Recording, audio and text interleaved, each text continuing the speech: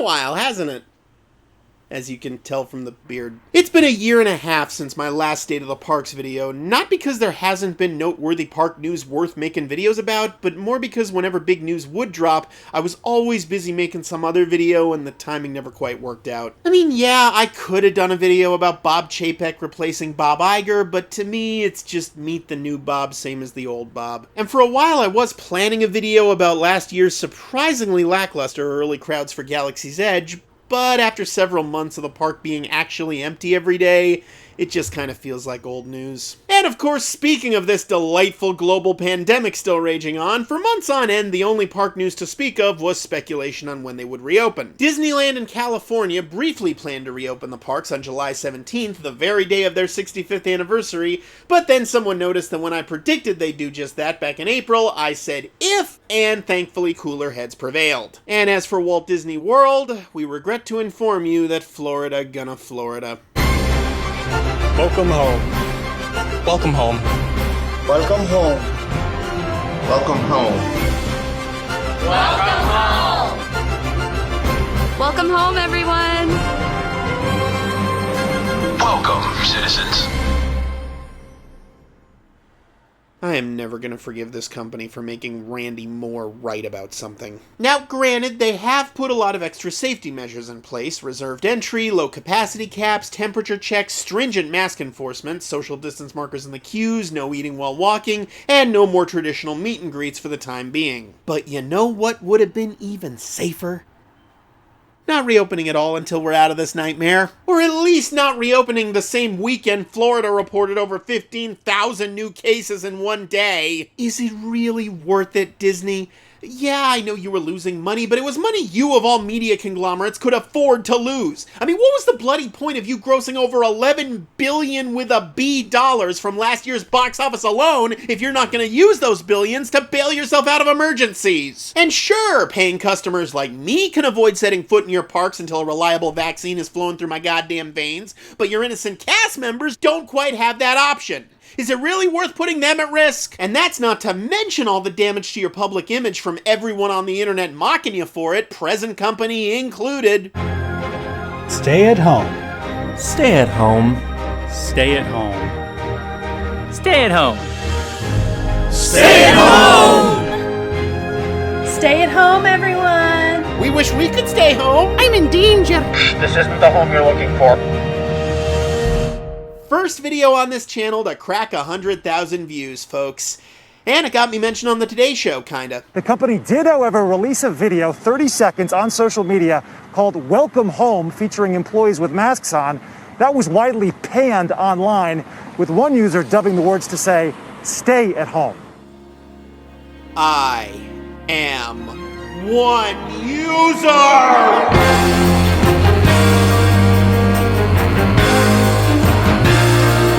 Anyway, as long as unfathomable idiocy continues to doom us all, we may as well distract ourselves on our way to oblivion with trivial theme park news while we can. And this piece of trivial theme park news was just way too all-around fascinating to ignore. Hey, Brer Fox, Brer Rabbit, where you fellas going in such a hurry? We's leaving. Use what? We's leaving. After decades of throwing millions of guests down Chickapin Hill and into a very wet briar patch, Disney has announced that Splash Mountain, one of the most instantly iconic Disney rides ever built, will be rethemed on both coasts to the 2009 animated classic, The Princess and the Frog. This comes shortly after a Change.org petition to do just that, which racked up over 20,000 signatures, and which itself was inspired by a viral Twitter thread by journalist Cory Doctorow, which caused Splash Mountain to trend for an evening. Although I'm not sure I'd give them too much credit, the Disney Parks blog announcement was very quick to claim that the Imagineers have been working on this thing since last year, which sounds a little too convenient to me. I think the truth lies somewhere in between. This has all the earmarks of something that was pitched like a decade ago, and the executives never quite thought it was worth the cost until now, but when the campaign went viral, it loosened their purse strings. So what was wrong with Splash Mountain in the first place that got Twitter in such an uproar? Well, it just so happens to be based on a little Disney movie from 1946 called Song of the South, a movie which many people have accused of being racist. Suppose we stops by my place and picks up some cornbread. Matter of factly, I expected you exactly then. Uncle Remus, you tell the best tales in the whole United States of Georgia. Mammy dreamed of polka dots. That's how the leopard got his spot. Don't make no difference whether I does or whether I don't. I'm just a wore-out old man what ain't no good to nobody. I can't find Johnny no place, and I'm supposed to take care of him. Brer Rabbit wait for the tar baby to say, "Fine, how are you?" But the tar baby, he don't say nothing. Yeah. Can't imagine why anyone would think that. In fact, it's earned a reputation of being so racist, Disney doesn't even want you to see it. It's nowhere to be found on Disney+, it hasn't had a theatrical run in over 30 years, and it's never been released on any home video format in America. And yet, despite Disney's rigorous attempts to bury it, it got its own ride. Lion King didn't get its own ride. Sleeping Beauty didn't get its own ride. The Jungle Book, Tangled, Mulan, Emperor's New Groove, none of them ever got their own rides. Put your hands in the air! That doesn't count, you know it! Cinderella got a carousel, Aladdin got a spinny thing, Pinocchio, Peter Pan, Roger Rabbit, and the Little Mermaid each got one dark ride, and the Mary Poppins ride they were finally gonna build at Epcot after all these years just got delayed indefinitely, thank you, COVID. But Song of the South gets a big-ass thrill ride? Well, obviously, Splash Mountain must have been at Disneyland since Walt was alive. Yeah, that's it. It's been there since the 50s or something, so we can't just change it. It's part of Walt Disney's legacy. What? Yeah, I was surprised when I first learned that too. To people basically my age and younger, it feels like it's always been there, but in reality, Star Tours is older than Splash Mountain. How nuts is that? Hell, it's very possible Walt wouldn't have even liked Splash Mountain because he didn't care too much for thrill rides in general. So, yeah, why not remove the Song of the South stuff? I mean, if you really want to bury a movie, you can't just bury it halfway. The cops will find it. It'll still be the same great flume ride with the same great big 50-foot drop at the end and the same great photo op that takes your picture at the absolute perfect moment. And holy hell, imagine if they do the final lift like this. Are you ready? Are you ready? Are you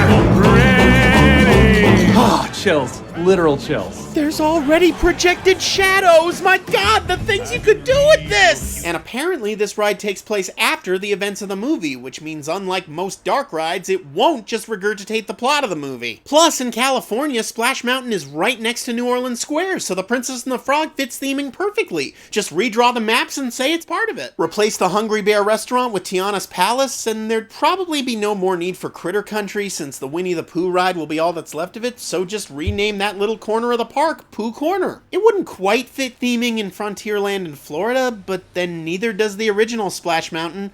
The hell's the Southern Bayou doing in the Old West? Also, Splash Mountain has kind of been falling apart lately anyway. This just happened a couple weeks ago. Do you see them both?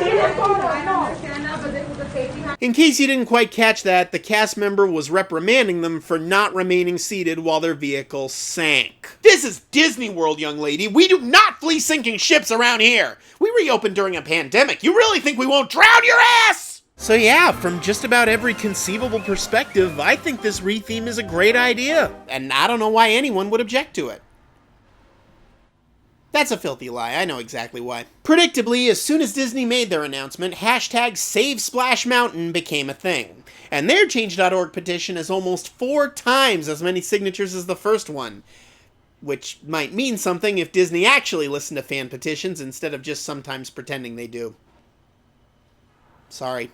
Now, I've covered backlash over a ride changing before, but stuff like Tower of Terror turning into Mission Breakout, that mostly came from genuine Disney park fans who just really don't like any sort of change. And I'm sure that's the source of at least half of this particular blowback. But the other half comes from this being one of those instances, along with the Pirates Wench auction changing and the very existence of Galaxy's Edge, when theme park discourse spills over into a larger world that could barely have less to do with theme park fandom. Because as we all know, whenever anyone's reason for changing anything about anything is because it's racist, suddenly the anti-racism brigade magically comes a-crawling out of the woodwork. And Splash Mountain has a lot of woodwork. Welcome, foolish mortals, to the always helpful, never the slightest bit tiresome Eternal Culture Wars! Yes, the eternal culture wars. That magical topsy-turvy netherworld where people get offended at people getting offended. Where the oppressors cosplay as the oppressed. Where people defend the status quo when it benefits them and condemn it when it doesn't. Where space wizard movies are really important somehow. Where you're a mindless sheep if you don't agree with everything that I say. Where criticizing means canceling, and canceling means nothing at all. Has this rando ever been to a Disney park? Has he ever even wanted to go to a Disney park? Is he aware that Disney rethemes rides into different rides all the time? Who cares? Someone on the internet is calling something racist, and that means his job is to say, shut up, no it isn't. Everything is culture war. Culture war is love. Culture war is life. Cancel culture is poison. The status quo is my body.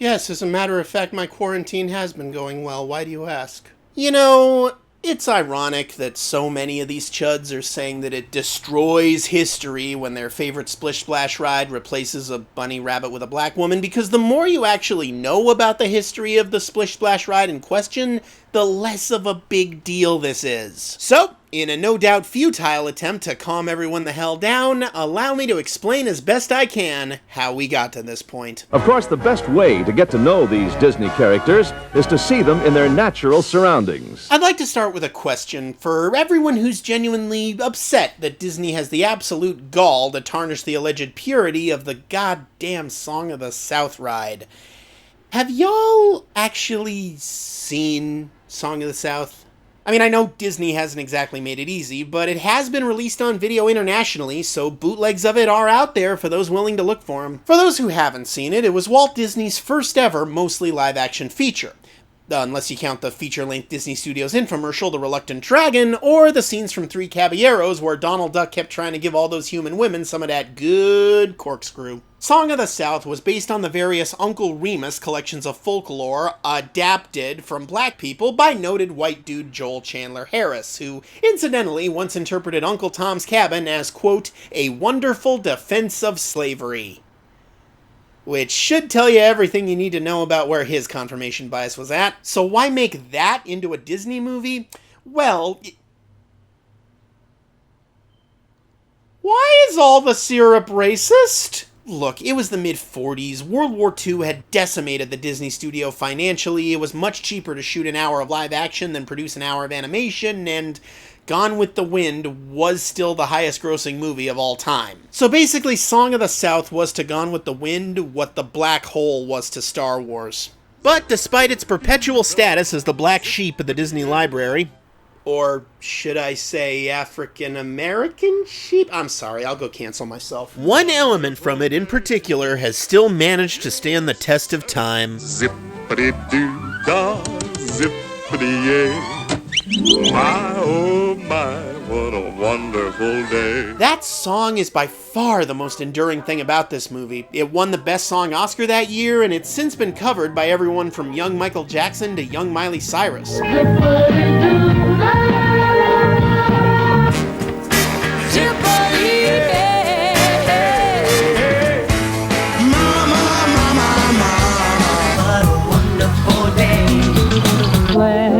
Sunshine is heading my way.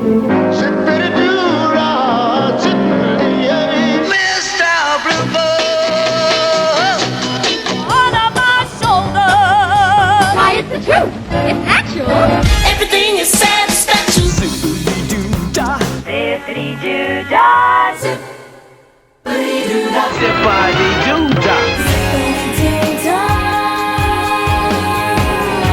zippity-doo-dah. Zippity-doo, zippity-doo, zippity-doo-dah, zippity-doo-dah, day, zip, zippity, zippity, zippity-doo-dah. Wonderful feeling. One wonderful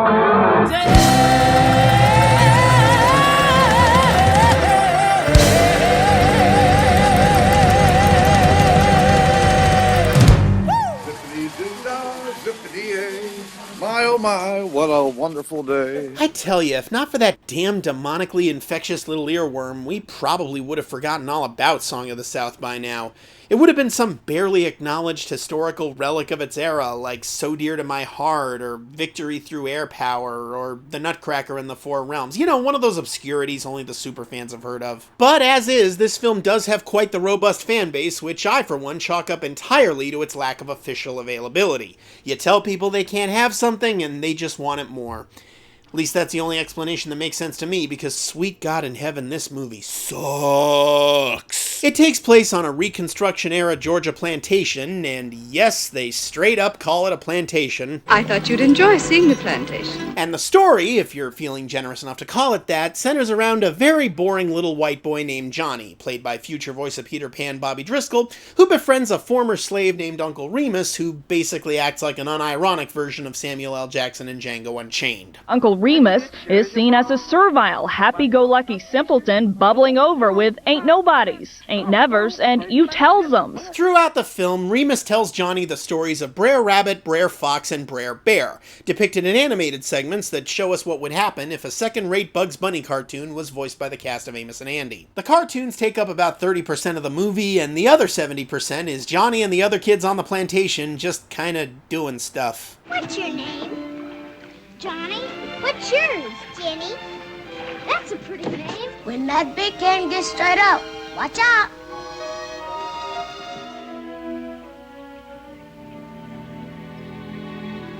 Can I hold him?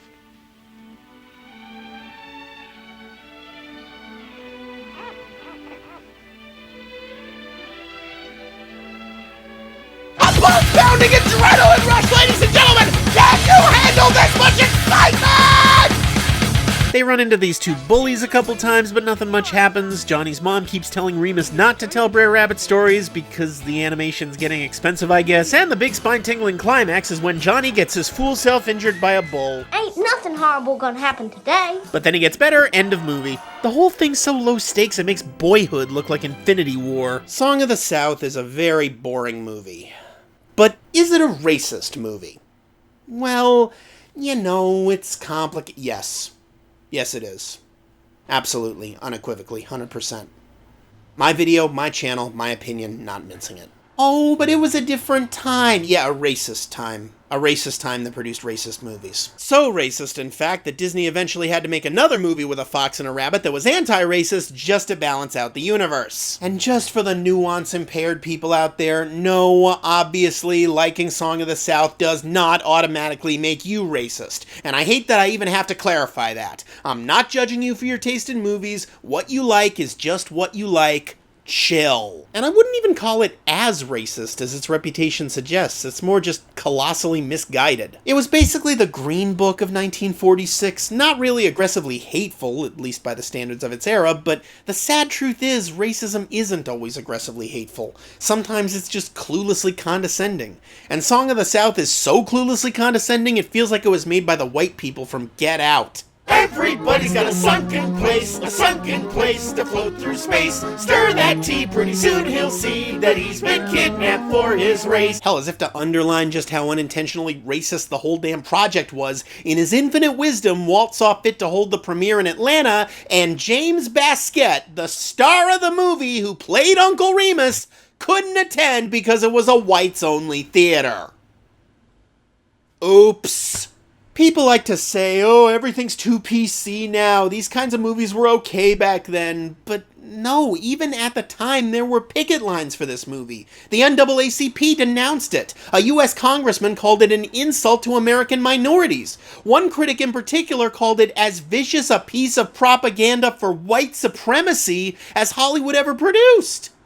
And Hollywood produced Birth of a Nation! The reaction was so negative that after one re-release in 1956, Disney withheld it from re-release for the entire duration of the 1960s because they didn't think it would go over well during the civil rights movement. Let me reiterate that, out of respect, Disney specifically suppressed Song of the South during an era of massive nationwide civil rights protests. Sound familiar?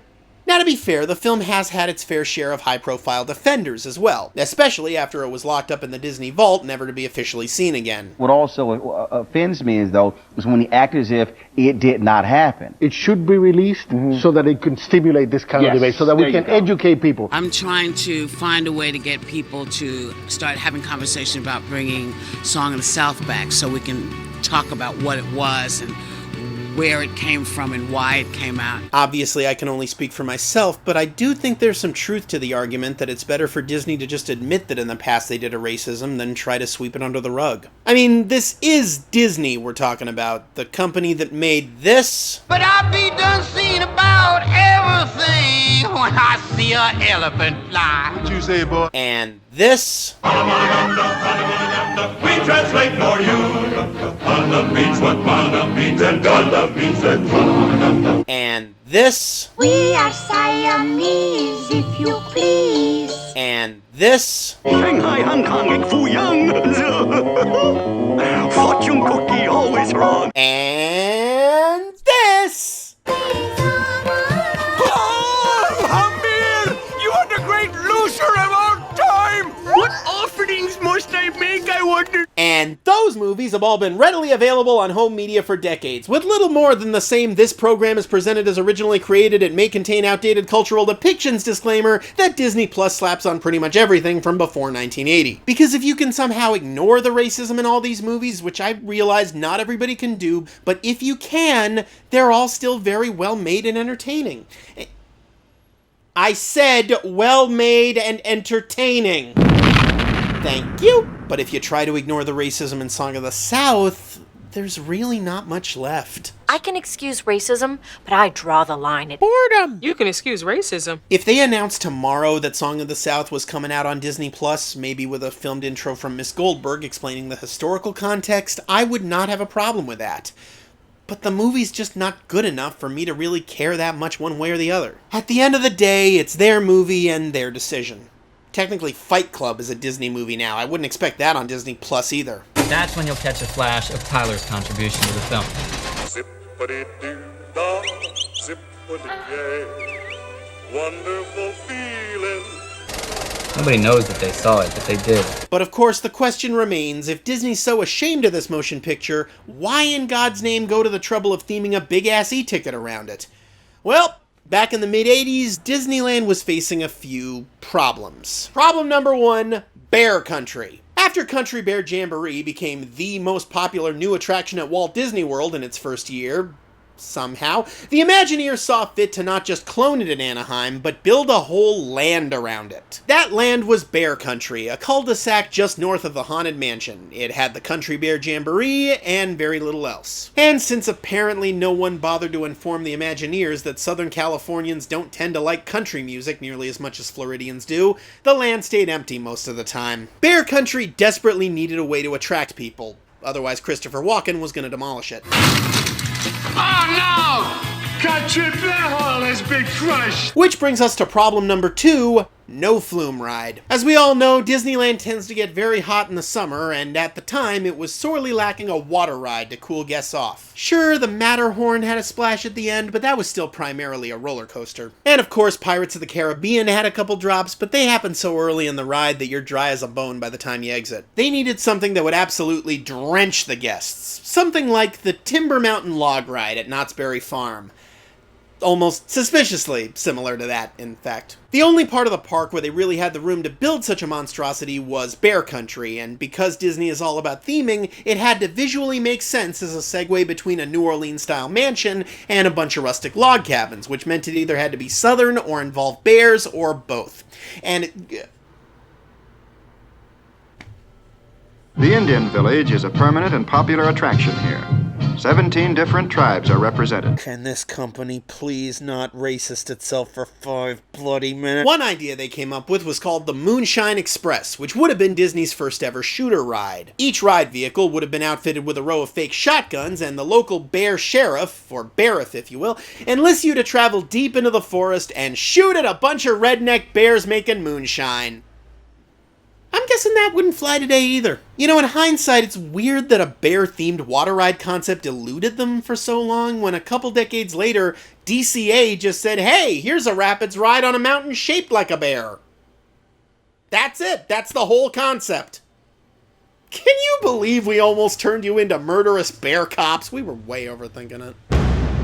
And finally, problem number 3, America Sings. America Sings was basically Country Bear Jamboree 2.0. A big elaborate animatronic show filled with dozens of robo-critters singing their way through the entire history of American song, from Yankee Doodle all the way to Joy to the World by Three Dog Night. It was made in the 70s, in case you couldn't tell. If they built it today, they would absolutely close with Old Town Road. Built to commemorate America's bicentennial, obviously, the show was all about celebrating the music of yesteryear, so naturally it was in Tomorrowland.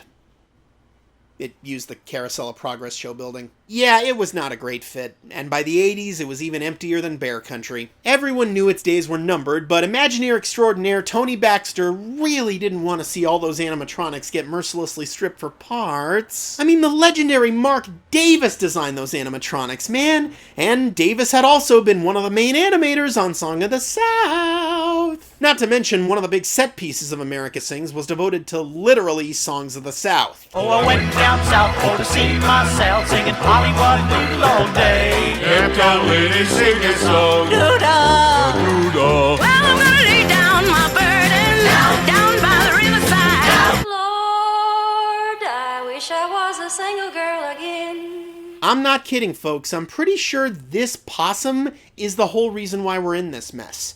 This one animatronic possum, who was on stage for less than 30 seconds of America Sings, happened to look almost exactly like this possum, who was in Song of the South for less than 10 seconds. How do you do? Fine, how are you? How you come on? Pretty good, sure as you're born. And that's it. That's all her screen time. See, I've never quite understood the connection. The animals in America Sings looked kinda like Song of the South, but also kinda like every Disney talking animal cartoon. This possum is the only dead ringer.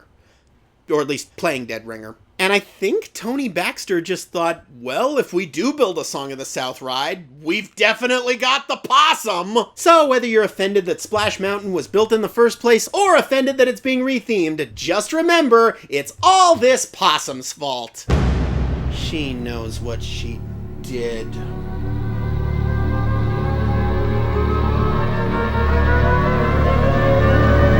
So anyway, aiming to solve all 3 problems, Baxter pitched Zippity River Run, a flume ride based on the Brer Rabbit cartoons that would reuse the America Sings animatronics, and end with a colossal final drop meant to represent Brer Fox throwing you into the briar patch. Briar patch!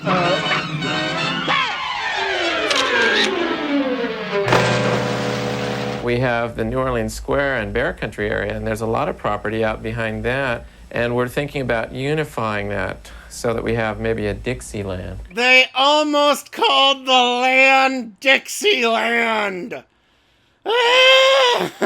Michael Eisner in particular was famously less than satisfactual about the idea. For some reason, he was really nervous that people would think the ride was racist. I know, right? And he was so desperate to kill the idea that one fateful day he burst into Imagineering and said, "Guys, I got it! Instead of Song of the South, we'll theme the ride to Splash!" Remember Splash? The mermaid picture with that Tom Hanks kid? And we'll call it Splash Mountain! You know, like a play on Space Mountain? Huh? Huh? Michael, no one wants to ride a flume ride based on a romantic comedy about a beautiful woman who turns into a semi-aquatic creature. Besides, we don't want to have to cover the back half of the ride with fake hair in 30 years. But you know, dumb as the idea is, the name ain't too bad, is it? Splash Mountain. Splash Mountain. Kind of rolls off the tongue, doesn't it? Yeah. Everything is satisfaction. Hello! Zippity-doo-dah. Zippity-yeah. My, oh my, I got a wonderful sleep. Plenty of sunshine, hitting away. You bet. You'll be whistling zippity-doo-dah out of your assholes. Finally, Eisner agreed to a trial balloon. In 1986, Disney re-released Song of the South back into theaters one last time for only a limited 4-week run. The happiest, slappiest, dashingest, crashingest, singingest, flingingest Disney animated classic of all. Every word of what you just said was wrong. And Eisner made it very clear, if there were any noticeable protests or boycotts of this re-release whatsoever, Splash Mountain was not getting built. They braced themselves for a backlash, and I guess every prominent black activist was busy with something else that month because Disney didn't hear a peep. So Eisner finally relented. Hell, at least it'll have a catchy song, right? And anything's better than Bear Deliverance. But he still had a couple conditions. Number one, no way in hell were they putting the word Dixie on anything on any Disney property. Not in a million kajillion... Disney's Dixie Landings Resort Hotel. Still enjoy the full range of Southern hospitalities, including charming, well-appointed rooms. And yet that name still lasted twice as long as the actual Confederacy. And condition number two, under no circumstance could Uncle Remus appear in the ride. And he doesn't. Though there are a couple quotes of his on the walls throughout the queue. Broken English and all. Finally, after years of construction and several technical delays, in the summer of 1989, the newly renamed Critter Country saw the grand opening of Splash Mountain. It may look peaceful and fun, but the only way out is a long way down. Now open Splash Mountain at Disneyland. Notice how that surprisingly ominous commercial doesn't mention Brer Rabbit once. Meanwhile, Splash Mountain's big promotional TV special centered around a very different Southern stereotype. We're about to see Daredevil consultant and world-renowned ride tester Ernest P. Worrell take the maiden voyage on Disneyland's newest attraction. The Splash Mountain liftoff is A-OK. All systems go. As you can see, Ernest is being given a hero's welcome as his entourage makes its way down Main Street. They want to make sure that everything is perfectly set and the conditions are just right. Here he goes.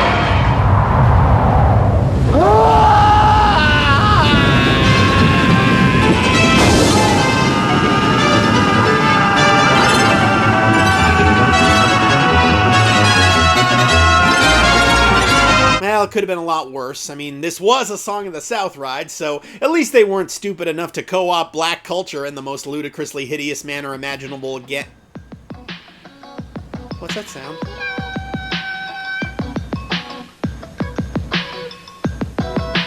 Oh, no. Well, you know it is a thrill when you go downhill, 'cause you're riding on the mountain of your own free will, and you're zipping in a flash on a daring dash, down a waterfall so rapid that you go split splash. Splash Mountain. Zippity-doo-dah. Splash Mountain. Zippity-doo.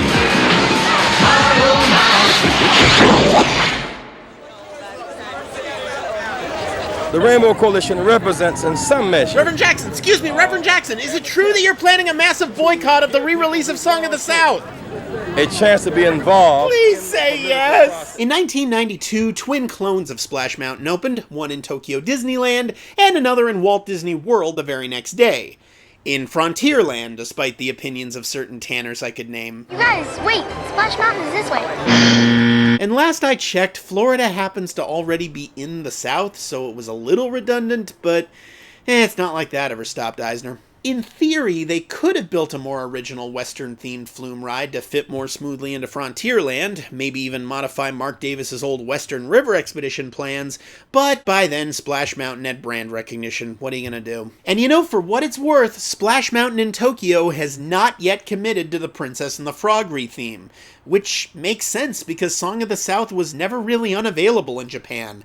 They're not nearly as sensitive about slavery for some reason. So if you're stuck in the past and really want to ride the old Splash Mountain, just start counting down the days until Americans can visit other countries again. Look, no matter how it's themed, Splash Mountain absolutely fulfills its purpose as a great flume ride with a killer drop at the end. If all you want to do is get wet, look no further. But thematically, even without Remus in it, the Song of the South theming has always given it kind of a vaguely unsettling, subtextual, slightly diet racist vibe about it.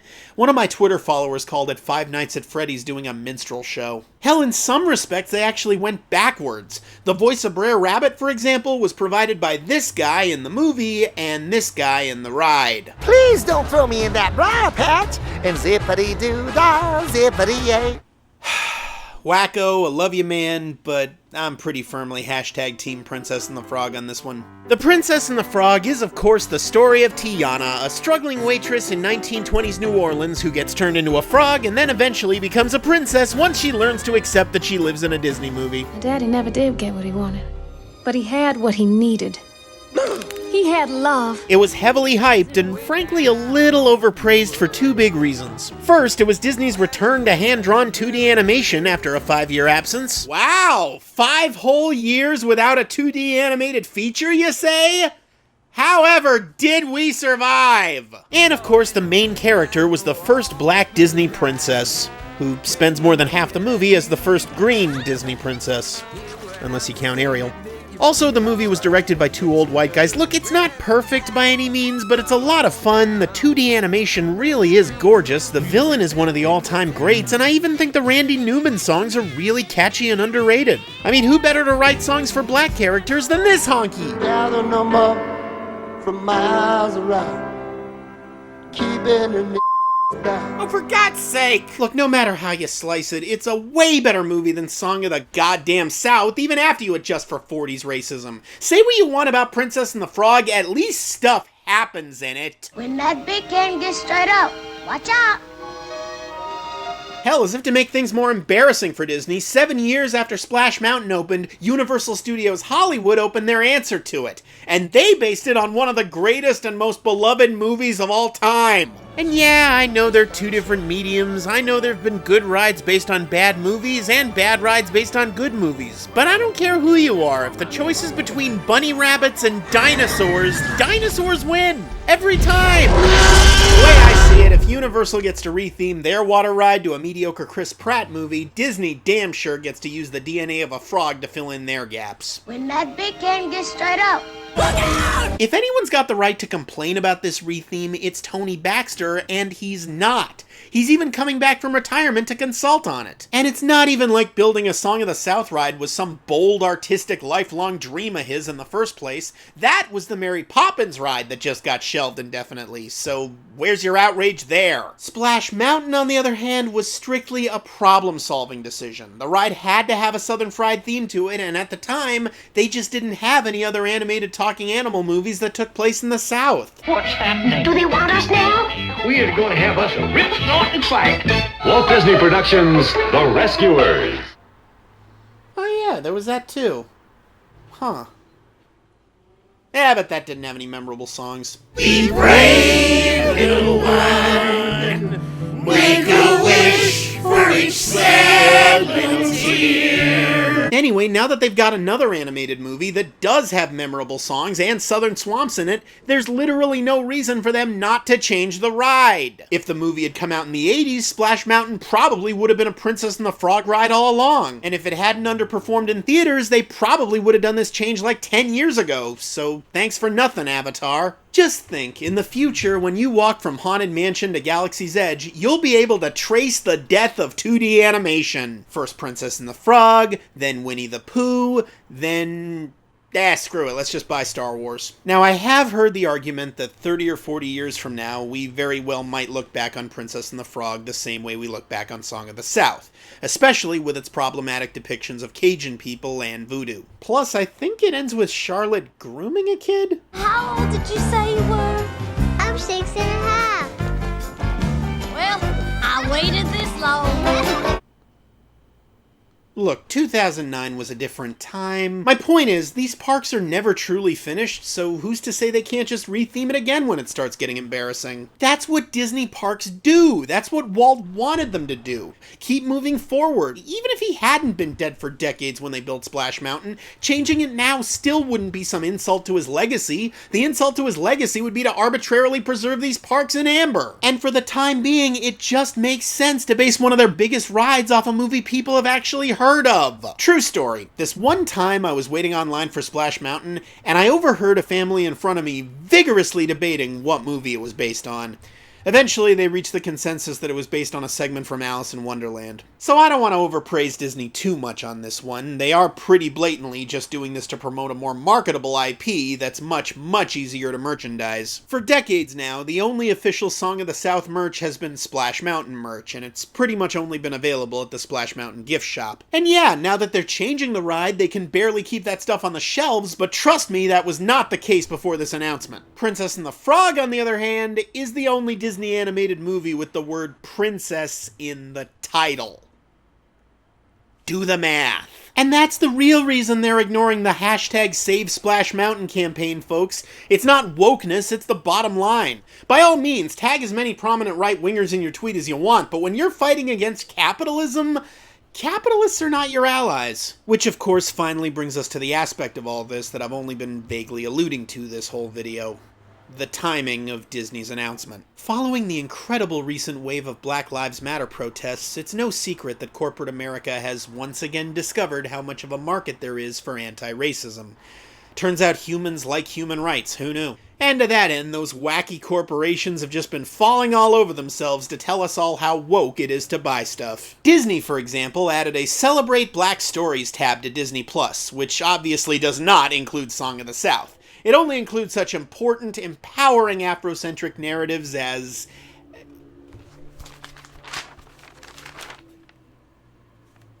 Kazam. Until I make those last 2 wishes, I own you, don't I? Technically. I mean, sure, that's a black story, but it's not one anyone wants to celebrate! Disney also released this video on their official YouTube channel back in June. And we as a global company can continue to lead the way in tearing down what I believe are harmful stereotypes and characteristics that have been seared into the conscience of the world. Stereotypes we had no part in propagating! The crow was named Jim. I mean, if Disney really wanted to help out black people, maybe they could have not reopened Disney World during a pandemic that disproportionately affects black people? Just a thought?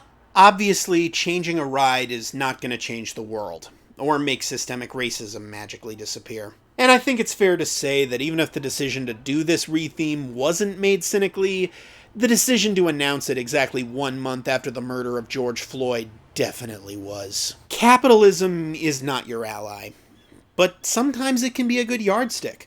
These corporations would not be bending over backwards so shamelessly to performatively pander to progressives if they didn't see progressives as a far more valuable demographic than racist bigots, and that's not nothing. Ultimately, making the right choice for the wrong reasons is still making the right choice. And in a world as corrupt as ours, sometimes that's the best we can hope for. Splash Mountain is changing. It's changing, all right. And I hope you're satisfied. But if you ain't, don't blame Disney. You can blame the theme of the other ride.